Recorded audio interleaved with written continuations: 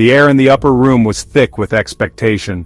It was Thursday evening, the beginning of the Passover, a time when Jewish families gathered to remember God's deliverance from slavery. Jesus and his disciples were gathered to celebrate this ancient feast. However, this Passover meal was different. Jesus announced that one of them would betray him. This sent a ripple of shock and disbelief through the group. As they ate, Jesus took bread, blessed it, broke it, and gave it to his disciples. He said, "Take, eat, this is my body." He then took a cup of wine, gave thanks, and gave it to them, saying, "Drink from it, all of you. For this is my blood of the covenant, which is poured out for many for the forgiveness of sins." With these acts, Jesus instituted the Eucharist. It was a profound moment linking this meal with his impending sacrifice. The bread and wine became symbols of his body and blood, offered for the salvation of humanity. This act of love and sacrifice would forever be remembered and reenacted by his followers. After the meal, Jesus took a basin of water and a towel. He wrapped the towel around his waist and began to wash his disciples' feet. This was a task usually reserved for the lowliest servant. The disciples were shocked. Peter protested, "Lord, are you going to wash my feet?" Jesus replied, "Unless I wash you, you have no part with me." Jesus' actions spoke volumes about his character. He, the Son of God, humbled himself to serve his followers.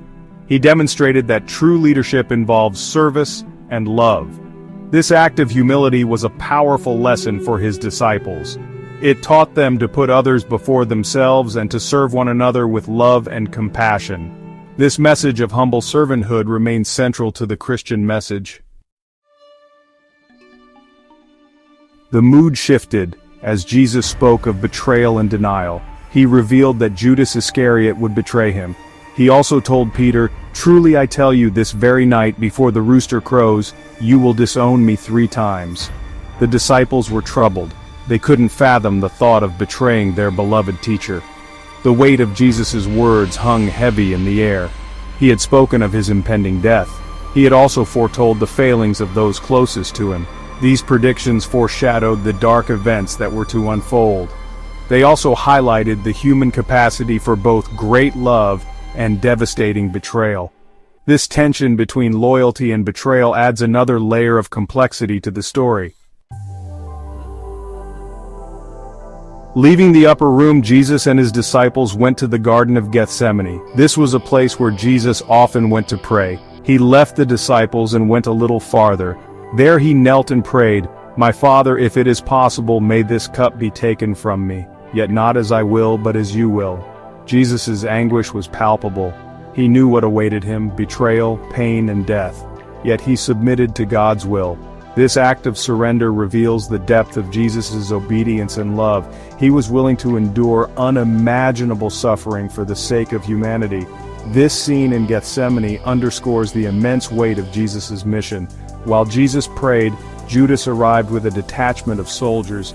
Judas kissed Jesus, a prearranged signal to identify him. Jesus was arrested.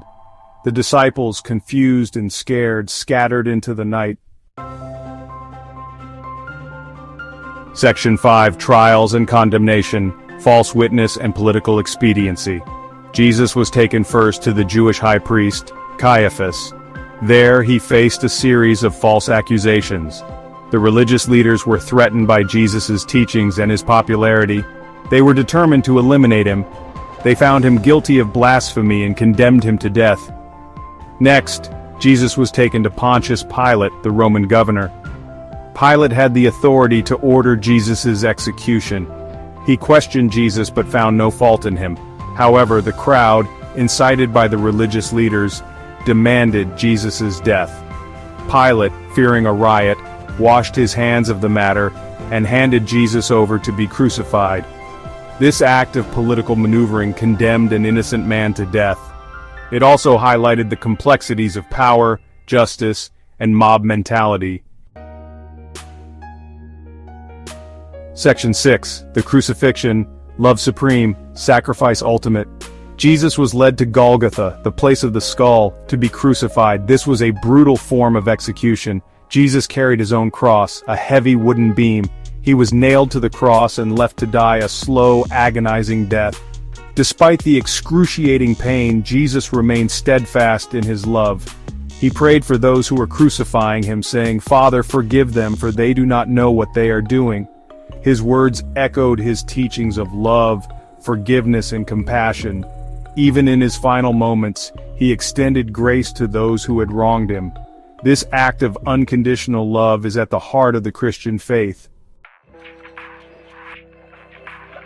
Section 7. It is finished. 7 last words, profound impact. As Jesus hung on the cross, he spoke 7 final phrases. These 7 last words are filled with theological and emotional depth. They offer comfort, challenge, and profound insight into Jesus' character. He cried out, my God, why have you forsaken me?" This lament captures the depths of his suffering. He also declared, "It is finished." These words signaled the completion of his mission. Jesus' final words on the cross reverberate through history. They offer a glimpse into his humanity and divinity. They also provide a framework for understanding his sacrifice. These words have provided comfort and inspiration to countless people throughout the centuries. They continue to be a source of strength and hope in the face of suffering. Section 8. Laid to rest, a Sabbath vigil. As evening approached, Jesus breathed his last. Joseph of Arimathea, a member of the Jewish council, asked Pilate for Jesus' body. Pilate granted his request. Joseph, along with Nicodemus, another follower of Jesus, took Jesus' body and wrapped it in linen cloths with spices. They laid Jesus' body in a tomb carved out of rock. This tomb belonged to Joseph. They rolled a large stone over the entrance of the tomb. It was the eve of the Sabbath, a day of rest. No work could be done. The disciples were in mourning, their hopes seemingly buried with their Lord. Roman soldiers were stationed at the tomb. Their presence was meant to prevent anyone from stealing the body. What seemed like a finality was in fact a prelude to a miracle. This quiet Sabbath day held its breath, unaware of the earth-shattering event about to unfold. Section 9. Resurrection morning, triumph over death, foundation of faith. Early on Sunday morning, Mary Magdalene and other women went to the tomb. They were going to anoint Jesus' body with spices. When they arrived, they found the stone rolled away and the tomb empty. An angel appeared and said, "Do not be afraid, for I know that you are looking for Jesus who was crucified. He is not here, he has risen just as he said." The women ran to tell the disciples. At first the disciples did not believe them. But when they went to the tomb themselves and saw that it was empty, they were amazed. Jesus then appeared to his disciples, proving that he had indeed risen from the dead. The resurrection of Jesus is the cornerstone of the Christian faith. It is the ultimate victory over sin and death. It offers hope for eternal life. The resurrection changed everything. It transformed the disciples from a group of grieving followers into bold witnesses of the risen Christ. Their message of hope and salvation spread throughout the world. The resurrection of Jesus remains a beacon of hope, a testament to the power of faith, and a promise of new life. It is the foundation upon which the Christian faith stands, offering hope and assurance to all who believe.